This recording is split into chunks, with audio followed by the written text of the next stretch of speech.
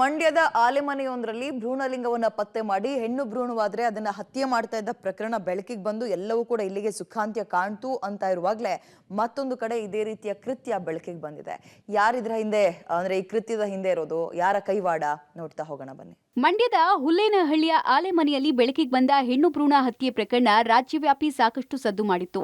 ಭ್ರೂಣದಲ್ಲೇ ಹೆಣ್ಣನ್ನ ಕೊಂದು ಪಾಪಿ ಕೃತ್ಯದಿಂದ ಮಾನವ ಕುಲವೇ ತಲೆ ತಗ್ಗಿಸುವಂತೆ ಮಾಡಿತ್ತು.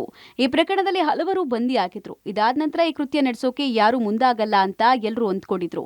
ಇದೀಗ ಮಂಡ್ಯದ ಪಾಂಡವಪುರದ ಸರ್ಕಾರಿ ಕ್ವಾರ್ಟರ್ಸ್ನಲ್ಲಿ ಹೆಣ್ಣು ಭ್ರೂಣ ಹತ್ಯೆ ಮಾಡ್ತಾ ಇದ್ದವರು ಪೊಲೀಸರು ಹಾಗೂ ಆರೋಗ್ಯ ಇಲಾಖೆ ಅಧಿಕಾರಿಗಳು ನಡೆಸಿದ ಜಂಟಿ ಕಾರ್ಯಾಚರಣೆಯಲ್ಲಿ ಸಿಕ್ಕಿಬಿದ್ದಿದ್ದಾರೆ. ಈ ವೇಳೆ ಪಾಂಡವಪುರ ಆಸ್ಪತ್ರೆಯ ambulance driver Anand D group ನೌಕರರೇ ಸಿಕ್ಕಿಬಿದ್ದಿದ್ದಾರೆ. ಹೆಣ್ಣು ಭ್ರೂಣ ಹತ್ಯೆ ಕೇಸ್ನಲ್ಲಿ ರೆಡ್ ಹ್ಯಾಂಡ್ ಆಗಿ ಸಿಕ್ಕಿಬಿದ್ದ ಆನಂದ್ ಹಾಗೂ ಅಶ್ವಿನಿಯನ್ನ ಬಂಧಿಸಿದ್ದಾರೆ.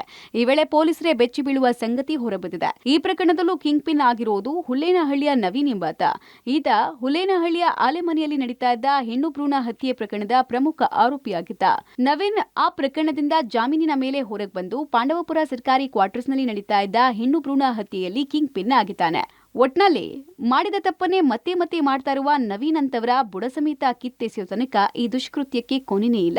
Rohit, public TV, Mandya.